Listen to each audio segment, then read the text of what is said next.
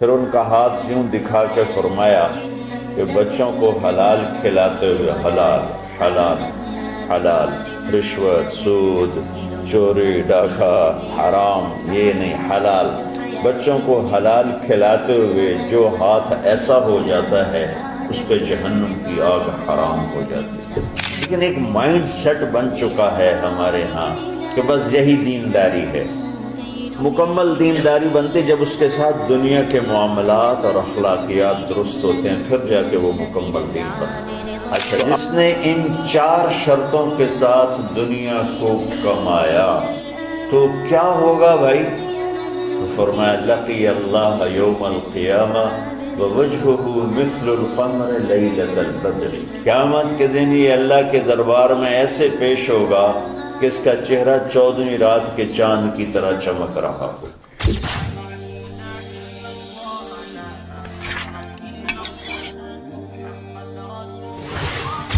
من طلب الدنیا حلالا، جس نے دنیا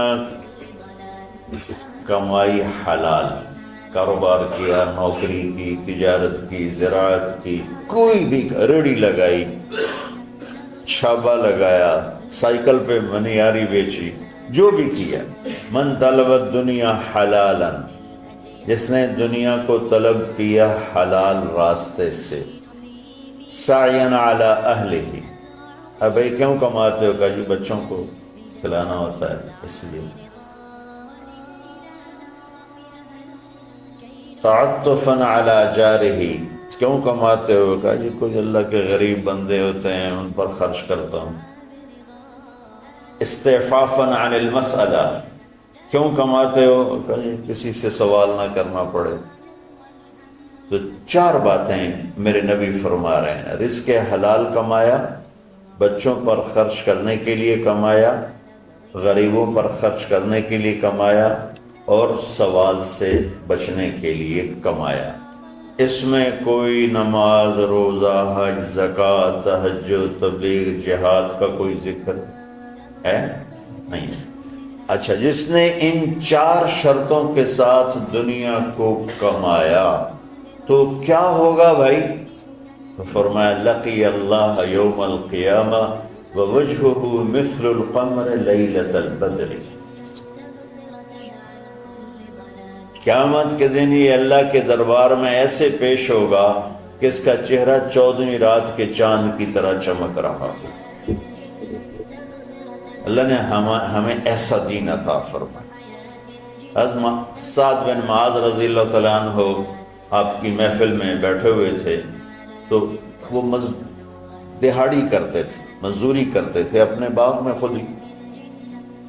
تو آپ کے ان کے ہاتھوں پہ نظر پڑی تو ہاتھوں میں مزدوروں کے نا ہاتھ سخت ہو جاتے ہیں، بہت ہارڈ ہو جاتے ہیں، وہ کسی چلا چلا کے ہاتھوں سے کام کرتے۔ تو آپ نے دیکھا تو ان کے ہاتھ بڑے سخت۔ آپ نے ان سے پوچھا سعد یہ تیرے ہاتھوں کو کیا ہے؟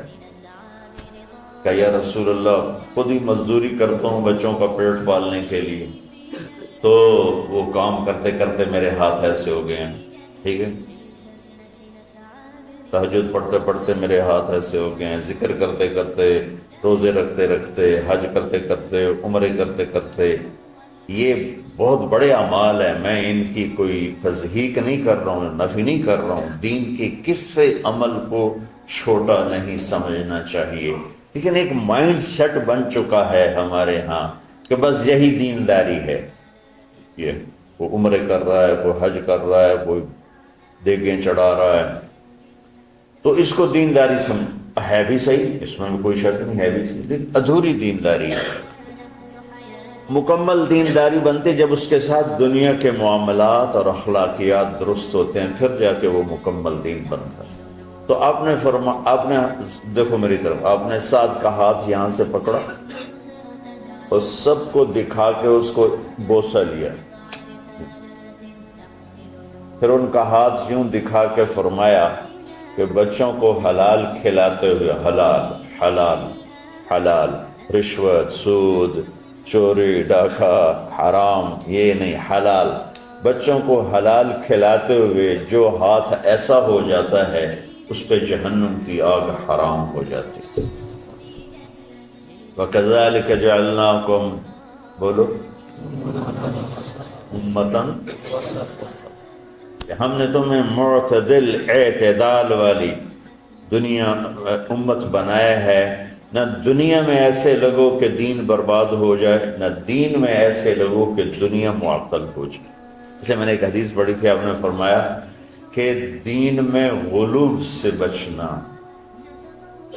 غلو مطلب کہ اس طرح لگنا کہ بچوں کا پتہ نہیں، بیوی کا پتہ نہیں، گھر کا پتہ نہیں، کام کا پتہ نہیں۔